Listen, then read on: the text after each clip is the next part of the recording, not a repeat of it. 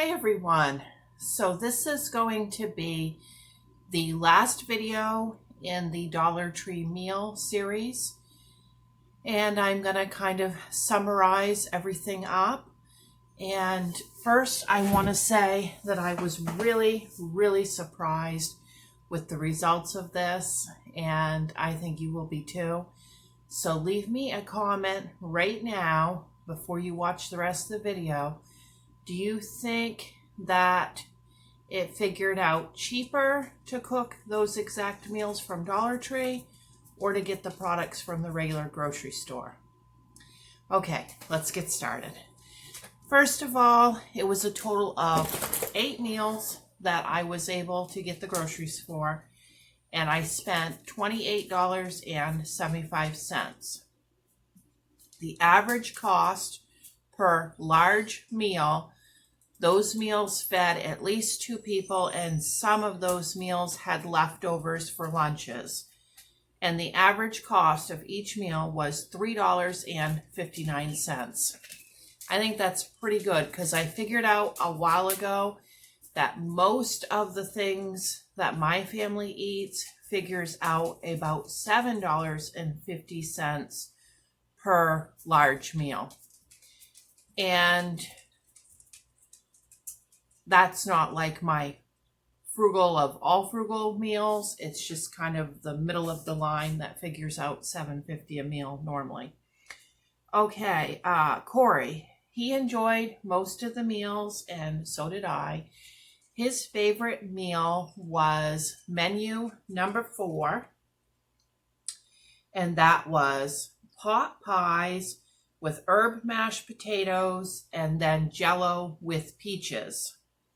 His least favorite was menu number 7, which was Spanish rice, garlic cheese oven toast, and the reason was he said it didn't have enough flavor for him. He couldn't find the sausage, so I think an extra package of that sausage would have made a difference for him. For me, I'm not a big meat eater. I thought it was great. I loved it just the way it was. Okay, for me, my favorite menu was menu number 8, chive mashed potatoes with cheese, frying pan toast, egg over medium, and applesauce. My least favorite was menu number 1, meatball grinders, crinkle fries, applesauce. And my reason was, as I stated in that video, I just really don't care for frozen meatballs. But I think if you're gonna use any frozen meatballs, when I browned them in the pan, add a little bit of margarine. I should have done that. Okay, the one thing that we would have done different is bought more of the sausage. I had never had that sausage. I didn't want to spend a whole bunch of money on something that maybe we did not like, and I expected it was going to be pure grease. And it was a good value. It was not pure grease. It had a good flavor. We enjoyed it. And I would have definitely bought one more to put into that Spanish rice. And if I could afford it, I would have bought another one because it could have been good on the breakfast sandwich, and, you know, some of those other meals it would have been good in with also. So we'll get into the cost of all of these things. I have this paper done up here, and I will read from the paper, and then I will put some photos in of the paper at the end of the video so that you guys can look it over for yourself.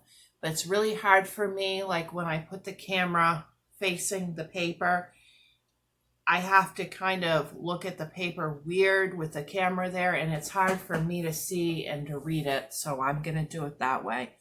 Okay, Dollar Tree versus, and I use the Hannaford online for the price comparison because that's my local grocery store. Your prices may be different, but this is my prices.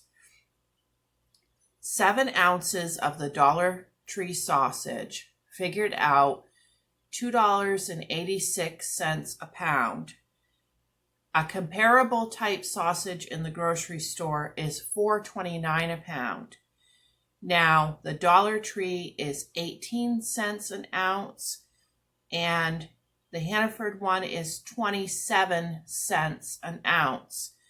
So that was a savings of 63 cents by buying it at Dollar Tree. 14 ounces of waffle fries.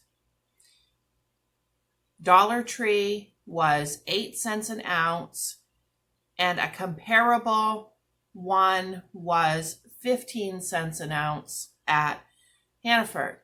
That means by buying it at Dollar Tree, that saved 98 cents. Now this is where it gets very interesting.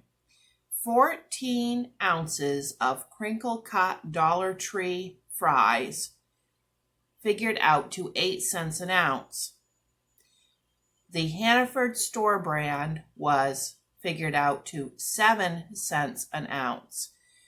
So it was a loss of 14 cents to buy the crinkle cut fries at Dollar Tree. But if you buy the waffle fries at Dollar Tree, you're saving 98 cents compared to waffle fries at Hannaford. So it's pretty silly. I prefer the crinkle cut, but that's just me. All right. 4 ounces of block cheddar cheese at Dollar Tree figures out to 31 cents an ounce. A comparable one at Hannaford is 28 cents an ounce. And I bought 2 packages of that. So I lost 24 cents by buying it at Dollar Tree.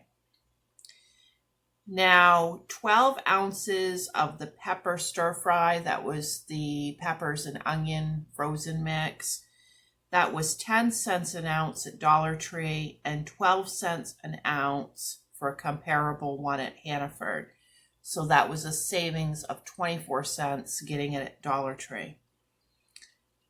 2 pounds of rice at Dollar Tree. Obviously $1.25, and then a comparable one is $1.69 at Hannaford. So you save 44 cents by getting it at Dollar Tree. 6 ounces of the instant potatoes at Dollar Tree figured out to 21 cents an ounce. The same brand at Hannaford figured out 20 cents an ounce. So I lost 6 cents by buying it at Dollar Tree. A small box of strawberry Jell-O at Dollar Tree is $1.25, and the exact same box is $1.39 at Hannaford. I bought 2 of those, so I saved 28 cents getting it at Dollar Tree. 15 ounces of canned peaches at Dollar Tree for $1.25, and a comparable one at Hannaford for $1.49. So I saved 24 cents on that, getting it at Dollar Tree.